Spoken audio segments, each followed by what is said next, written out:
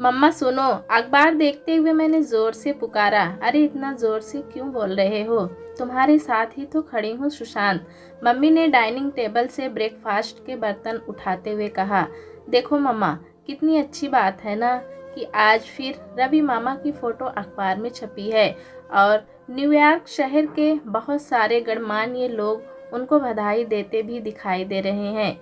मैंने चहकते हुए मम्मी को अखबार दिखाया और कहा, वैसे मम्मी एक बात बताओ कि जब रवि मामा इतने पढ़े लिखे हैं तो फिर हरी मामा ज़्यादा क्यों नहीं पढ़े? वो भी तो बड़े अफसर बन सकते थे। रवि मामा की तरह हरी मामा के भी अखबारों में फ़ोटो छपते, लोग उनसे भी मिलने आते। जब भी मैं मेरी मम्मी से रवि मामा के बारे में बातें करता तो वो अक्सर चिढ़ जाती। आज भी बिगड़कर बोली, तेरे रवि मामा को शहर के अखबारों में छपने का जितना शौक है उतना शौक अपनी बूढ़ी माँ से मिलने का नहीं है। विदेश में तो दुनिया जाती है, वहाँ बसती भी है, सफल भी होती है, लेकिन घर परिवार, माँ भाई बहन को इतना कोई नहीं भूलता जितना कि रवि भूल गया। रसोई से बर्तनों की आवाज़ मेरी मम्मी के सुर में सुर मिलाने लगी। मम्मी की आवाज़ और गुस्से वाली हुई। गुस्से में ही बोली, रवि के पास गुड़गांव में किलेनुमा फार्म हाउस बनाकर अपनी शान दिखाने के लिए तो खूब पैसे हैं, लेकिन अपने पुश्तैनी मकान की मरम्मत कराने, घर की दशा सुधारने के लिए एक फूटी कौड़ी तक नहीं। घर जमीन में धंसा जा रहा है, गली का धरातल दहलीज से 1 फुट ऊपर उठ गया है। लेकिन तेरे रवि मामा को क्या चिंता, विदेशी हो गए हैं पूरे। घर परिवार की चिंता तो अब हम लड़कियां करें। मैं चुपचाप सुन रहा था। मम्मी ने थोड़ा सा विराम लिया और फिर नॉन स्टॉप, हम तो मायके की चिंता करेंगी ही बेटिया जो ठहरी। माँ जब तक है तब तक तो परिवार का मुंह छूटता भी तो नहीं। ये तो तेरे हरी मामा का सहारा है, तेरी नानी को। नहीं तो उस जर्जर घर में उस बूढ़ी माई का कैसे गुजारा होता, भगवान ही जाने।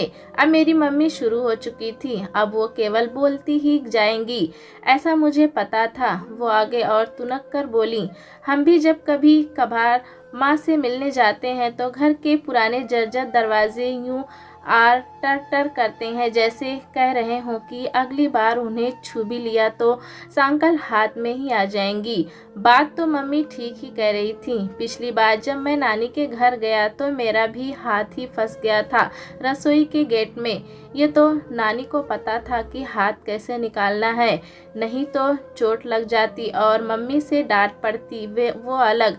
इधर रवि मामा की बुराइयों के अंबार लगाते और बड़बड़ाते बड़बड़ाते मेरी मम्मी का पारा 7वें आसमान पर पहुंच गया। मुझे तो लगता है कि बिना रुके बोलते जाना आजकल की सुपर केयरिंग मम्मियों की बड़ी समस्या है। लेकिन तब मैं सोचने लगा कि रवि मामा के सामने तो मेरी मम्मी इतना मीठा बोलती हैं, सारे हंसी मजाक करती हैं और पीछे से जब भी कोई जिक्र करे तो ऐसे शुरू हो जाती हैं जैसे पाकिस्तान में घुसकर एयर स्ट्राइक कर रही हों। मैं कई बार सोचता कि रवि मामा ने मेरी नानी के लिए 2-2 नौकरानियां लगा रखी है। एक मालिश वाली भी आती है, मेरी मम्मी भी उसी से मसाज कराती हैं। जब कभी हम नानी के पास होते हैं, मसाज के पैसे, नौकरानियों की पगार, बिजली का बिल, राशन तेल सभी तो रवि मामा ही देखते हैं। फिर रवि मामा में मेरी मम्मी की इतनी नाराज़गी समझ नहीं आती। मुझे इस नाराज़गी की तह तक जाने की उत्सुकता पिछले कई सालों से थी, लेकिन किसी हल पर नहीं पहुंच पाया था। इसी उत्सुकता के कारण आज मैंने रवि मामा को फ़ोन मिलाया और बातों बातों में पूछ ही लिया, मामा आप नानी का घर ठीक क्यों नहीं कराते? दरवाज़ों की हालत तो बहुत खस्ता है। इस पर मामा बोले, अरे बेटा सुशांत, उस घर में तो तुम्हारी नानी मुझे तुम्हारे नाना की तस्वीर इधर से उधर हिलाने तक नहीं देती। कभी कभार जब कभी घर के मंदिर की मूर्तियों को छू भी लेता हूँ तो अपने कान्हा को जाने कैसे कैसे और कितनी बार नहलाती है।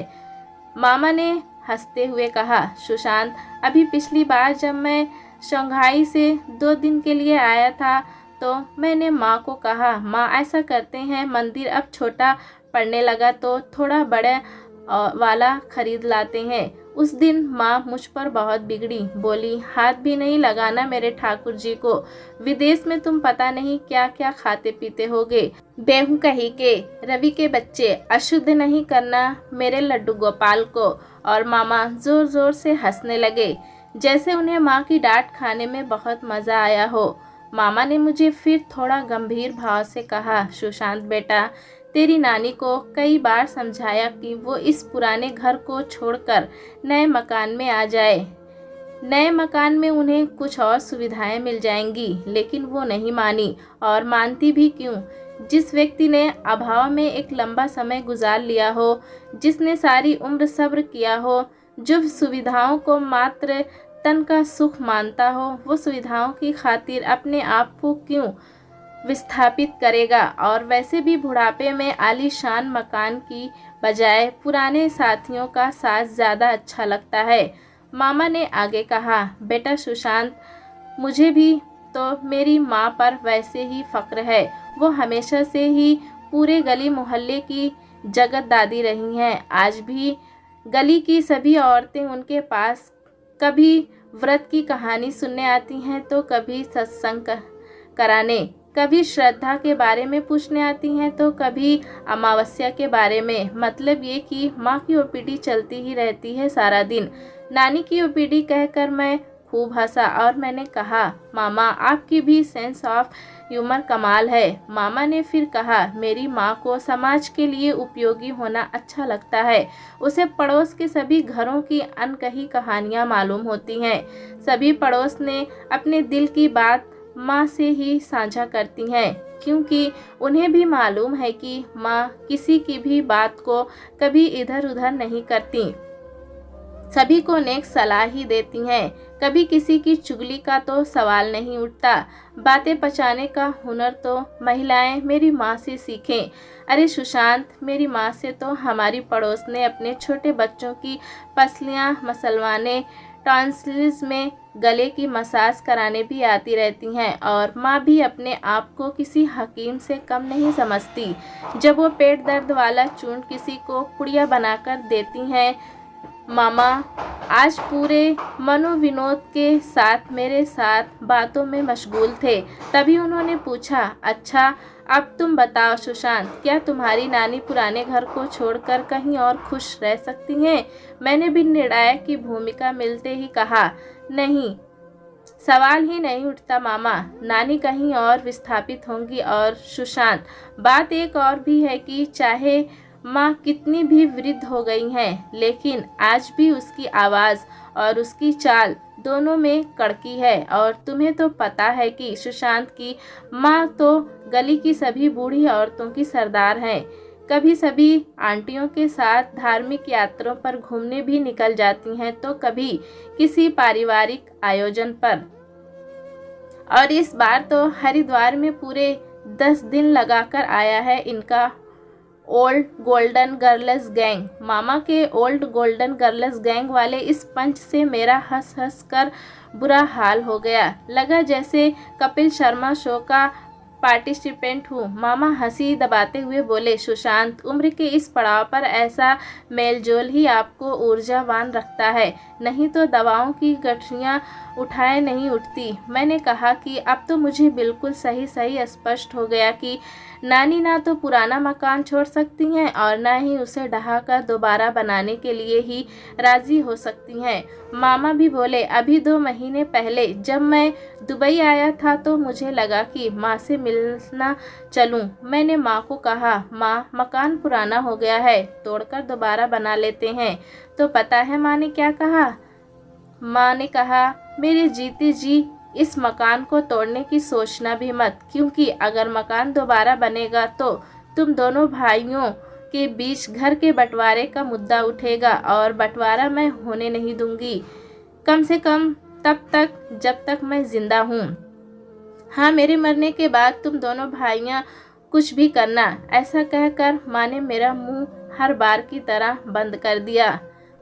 मामा, रवि की सारी बात सुनकर मेरा मन गदगद हो गया। मैं सोचने लगा कि मामा भी कई दिनों से अपने मन की सारी बातें कह ही नहीं पाए होंगे, जो सारी बातें मुझे आज बता दी। अब मुझे आभास हो गया कि चाहे मामा मेरी नानी के पास उसी पुराने घर में रहने में असमर्थ हों, लेकिन वो अपनी माँ से भावनात्मक स्तर पर पूर्ण रूप से जुड़े हुए हैं। आज मामा से बात करने के बाद मेरा दिल हल्का ज़रूर हुआ, लेकिन मैं दोबारा सोचने पर मजबूर हो गया कि आखिर मेरी मम्मी रवि मामा के बारे में जली कटी बातें क्यों करती हैं। इस रहस्य को जानने की मेरी उत्सुकता अब मेरी दुविधा में बदल गई। समस्या का समाधान अगर समय पर न निकले तो वो दुविधा सी लगने लग ही जाती है। मुझे लगा कि हो सकता है कि मेरे पापा ने मेरी मम्मी को नौकरी करने से मना किया हो और मेरी मम्मी नौकरी न कर सकने के कारण अपने आप को अपने भाई की तरह पूर्व नहीं कर पाई हो, वगैरह वगैरह। मैं तो इतना भी सोच गया कि महिलाएं तो ईर्ष्यालु होती ही हैं, फिर मेरी मम्मी कोई अलग थोड़ी हैं। लेकिन थोड़ी देर बाद ही मुझे मेरे अपने इस तर्क में कोई दम नहीं लगा। मैंने हार कर नानी को फ़ोन मिलाया। पहले हाल चाल पूछा, मौसम और इधर उधर की बात की और बाद में पूछा कि नानी ये बताओ कि मेरी मम्मी को रवि मामा बचपन में क्यों पीटते थे। इस बात पर नानी खूब खिलखिलाकर हंसी और बोली, बेटा सुशांत, तेरे मामा तेरी माँ को नहीं बल्कि तेरी माँ ही रवि की पिटाई कर दिया करती थी। मगर हाँ, तुम्हारी मम्मी रवि को प्यार भी बहुत ही ज़्यादा करती थी। वो अपने भाई को उतना ही प्यार करती भी जितना माताएं अपने बच्चों को करती हैं, और इसलिए तुम्हारी मम्मी तो तुम्हारे नाना से भी भिड़ जाती थी। कह ही देती थी कि अगर रवि की पिटाई की तो वो कभी किसी से बात नहीं करेगी। ये कहकर नानी बोली, बेटा सुशांत, मैं समझ गई कि तू क्या पूछना चाहता है और तेरे मन की दुविधा क्या है। ये सुनकर मैं दंग रह गया और सोचने लगा कि नानी के हुनर और पर्सनैलिटी में दम है। बातों बातों में ही मेरे मन की पूरी बात ही भाप गई। सोचा कि यही कारण है कि नानी इतने लंबे समय से अपनी सभी सहेलियों की सरदार हैं। वैसे भी बिना हुनर के महिलाओं का सरदार होना इम्पॉसिबल है। मैं कुछ और सोचने लगता उससे पहले ही नानी बोली, तो सुन बेटा सुशांत, तेरी मम्मी रवि और तेरे मामा एक ही स्कूल में पढ़ते थे। दोनों एक साथ ही स्कूल जाते थे। स्कूल की छुट्टी होने पर रवि का बस्ता संभाल कर लाती। दोनों खूब पढ़ते और अव्वल आते, लेकिन 10 से 2 के बाद रवि को यूएस की स्कॉलरशिप मिली और वो विदेश पढ़ने की सोचने लगा। मगर रावी नहीं चाहती थी कि उसका भाई उसे छोड़कर विदेश जाए और हमेशा के लिए उससे दूर हो जाए। लेकिन रवि को तो पढ़ने के लिए विदेश जाना ही था, तो रवि चला ही गया। रावी बहुत दिनों तक रोती रही, लेकिन बेचारी का किसी पर जोर नहीं चलता। उस जमाने में तो मोबाइल और फ़ोन भी नहीं थे जो रावी अपने भाई से बातें ही कर लेती। रावी मन को महसूसती रहती और भीतर ही भीतर कुढ़ती रहती। बस इसी कारण रावी को बार बार बुखार आने लगा, सूख कर लकड़ी होने लगी। तब बहुत मुश्किल से हमने रावी को संभाला। उसकी पढ़ाई पूरी हुई और जब रवि विदेश में कमाने लगा तो हमने रावी की शादी बहुत ही धूमधाम से तुम्हारे पापा के साथ कर दी। लेकिन शादी के बाद तेरी माँ अपने घर परिवार और अपने बच्चों में इस कदर मशगूल हो गई कि अपने पीहर और सहेलियों को लगभग भूल सी गई। रावी का अपने ससुराल में रचना बसना स्वाभाविक ही था, क्योंकि जब किसी सुघर लड़की को ससुराल में बेटी का दर्जा और कदर करने वाला पति मिल जाता है तो वो लड़की अपने मायके को कम ही याद करती है। यही कारण था कि हम जब भी रावी को अपने पास बुलाते तो रावी कम ही आती और जब मिलने आती तो उसके पास केवल एक ही जिक्र मिलता। जानते हो किसका? मैंने तपाक से कहा। रवि मामा का। मगर नानी ने हंसते हुए कहा, अरे नहीं सुशांत, अब रावी माँ बन चुकी थी। अब उसके पास अपने बेटे सुशांत के अलावा कोई जिक्र नहीं था। आज सुशांत ने ये शरारत की, आज उसकी टीचर ने ये कहा, वगैरह वगैरह। और हाँ, जब तू छोटा था तो तेरी माँ एक पल के लिए भी तुझे अकेला नहीं छोड़ती थी। मुझे तो याद है कि जिस दिन तुम्हारे स्कूल जाने का पहला दिन था, तो उस दिन स्कूल के गेट पर दूसरे बच्चों की अपेक्षा तुम तो कम रोए, लेकिन रावी से अपने आंसू छिपाए नहीं छिपे। घर रो रो कर भर दिया रावी ने, कभी बाथरूम में जाकर तो कभी सफाई करने के बहाने से इधर उधर आंसू टपका आती। मुझे जब इस बात का पता चला तो मैंने रावी को बहुत फटकार लगाई और समझाया भी। मैंने कहा, आदमजात बंदरियों की तरह अपने बच्चों को चिपका कर नहीं रख सकती।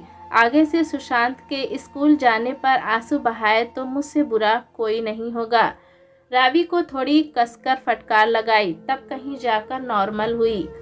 नानी ने आगे कहा कि बेटा, अब तू उभरने लगा है, तो रावी को एक और विचार परेशान किए जा रहा है, और वो है तेरा भी रवि की तरह पढ़ाई के लिए विदेश जाने का रुख कर लेना।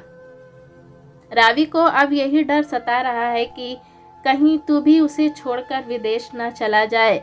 बस इसीलिए रावी तेरे सामने रवि की बुराइयां करती है, ताकि तू कभी भी विदेश जाने की ना सोचे और हमेशा ही अपनी मम्मी के पास रहे। बेटा, मैं भी मानती हूँ कि इकलौते बेटे को विदेश में पढ़ाई के लिए भेजना मतलब अपने बच्चे से हमेशा के लिए अलग होना है। ऐसे में माताओं की आंखें नम होने का कारण यही होता है कि बच्चा एक बार विदेश गया तो फिर विदेश का ही हो गया। नानी के सम्मोहित करने वाले शब्दों और अपनी इस कहानी को मैं पूरे मनोयोग से सुन रहा था। मम्मी और मामा के किस्से किसी फिल्म की भांति मेरी आंखों के सामने दौड़ रहे थे।